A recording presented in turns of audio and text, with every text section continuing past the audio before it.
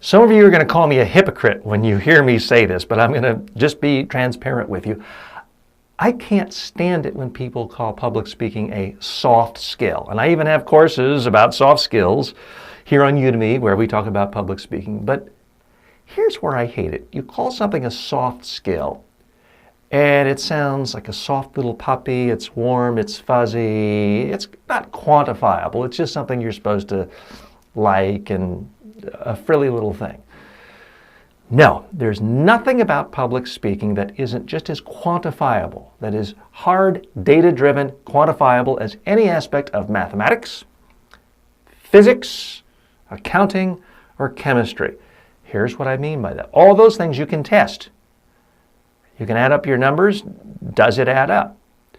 You're building a new bridge. Does it fall down when a car drives over? You can actually test these hard sciences. Well, it's exactly the same with public speaking and presentation skills. If you have a presentation to give to 30 clients or prospects or customers on Thursday, test your speech to 2 or 3 colleagues Tuesday at lunch. Ask them, what do they remember?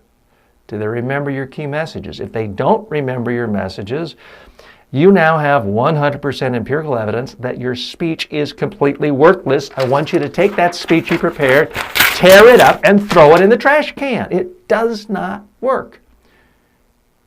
If you tested a bridge to go from 2 cities over a major river, you put it up, and the design instantly crumbled, and 5 cars plunged to their death, the people inside, you wouldn't then say, okay, well, let's now build this bridge in real life in front of 2 larger cities and a larger river. The fact that it doesn't work, well, let's just do it anyway.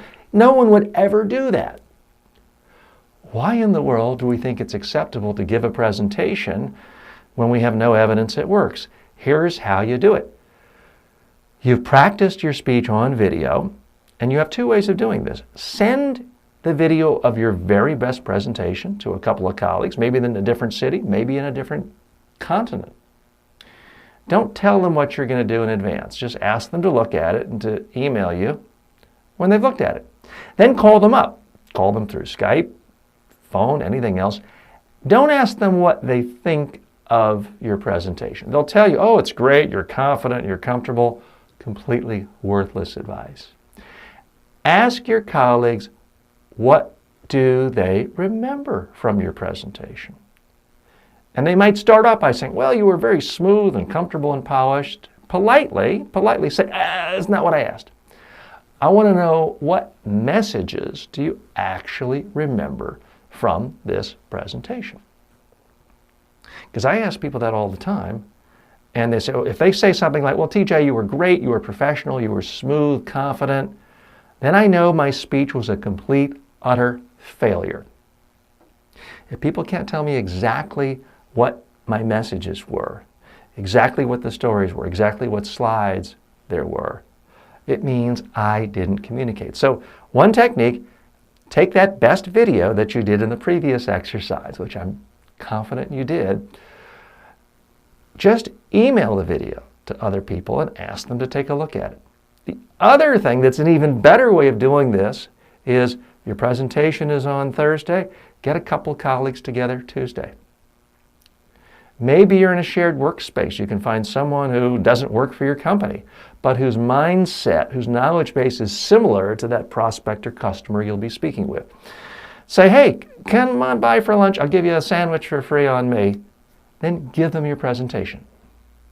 Don't tell them in advance you're going to be testing them. Don't let them take notes, because chances are your real life customers and prospects you're speaking to aren't taking notes of what you said. Just give them your presentation. Then, as I mentioned, ask. Ask what they remember. Ask every message that sticks. Now, the good news is if they tell you messages they remember and it's the messages you cared about, one of your initial 5, fantastic. Let's celebrate. You now have empirical evidence, hard factual data that the way you are presenting that information works. Keep it in the speech. And when you're giving it, have the confidence knowing it's not about luck today. It's not about whether you're on today. You already have tested. You know you're giving your audience material that works. Test your slides the same way. The slides that work, the messages that work, the stories that work, meaning they're actually remembered, keep them, use them. Anything that doesn't work, throw it in the trash can. Let's keep retooling it until we have something we know that works. People don't like to do this.